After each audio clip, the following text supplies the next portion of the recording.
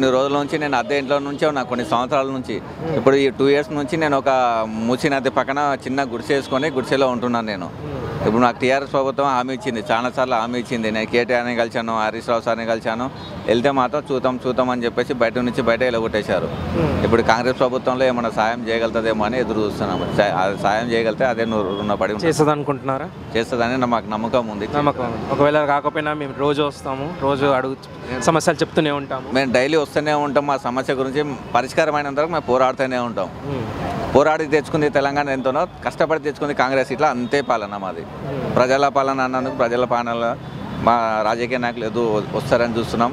మా ఎమ్మెల్యే గారిని కలిసాము, మొన్న పొన్నం ప్రభాకర్ సార్ని ఇట్లా కలిసాము, మంత్రి గారిని, కలెక్టర్ని కలిసాను.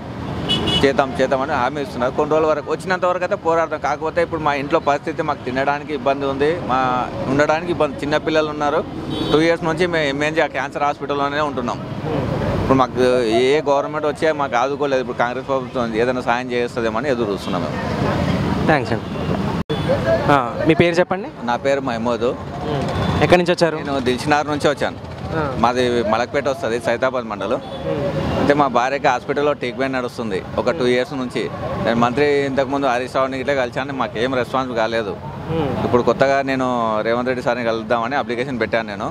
మాకు అన్ని ప్రూఫ్లతో సహా ఇచ్చాను. మెడికల్ సర్టిఫికేట్ ఉంది మాది. మేము లేబర్ పని చేస్తాం అడ్డ మీద. ఎప్పుడు వచ్చి ఇచ్చారు మీరు ఇది? నేను వచ్చి ఒక 10 days అవుతుంది, 10-15 days అవుతుంది. అప్పుడు వచ్చి ఇచ్చాను నేను. మాకు మెసేజ్ వచ్చింది. కాకపోతే మెసేజ్ ద్వారా మాకు ఇంకా ఏం పరిష్కారం అయితే కాలేదు.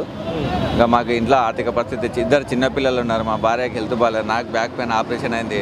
ఏదైనా గవర్నమెంట్ ఆదుకుంటుందేమో అని ఆలోచిస్తుంటే ఎదురు చూస్తున్నాము, ఎవరైనా సాయం చేయగలుగుతారేమో అని.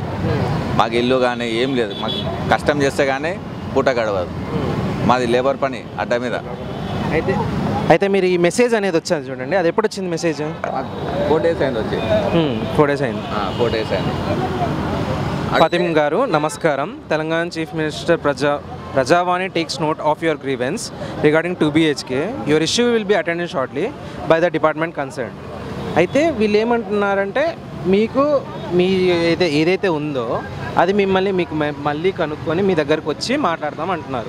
అది వచ్చి 4 రోజులు అవుతుంది, కానీ ఏం జరుగుతలేదు. మాకు ఏం రెస్పాన్స్ అవుతలేదు. ఇంకోటి ఏంటంటే, నాకు చిన్నప్పుడే అమ్మ నాన్న చనిపోయారు. నేను హైదరాబాద్లోనే చిన్నప్పటి నుంచి కష్టపడి ఉన్నాను. నాకు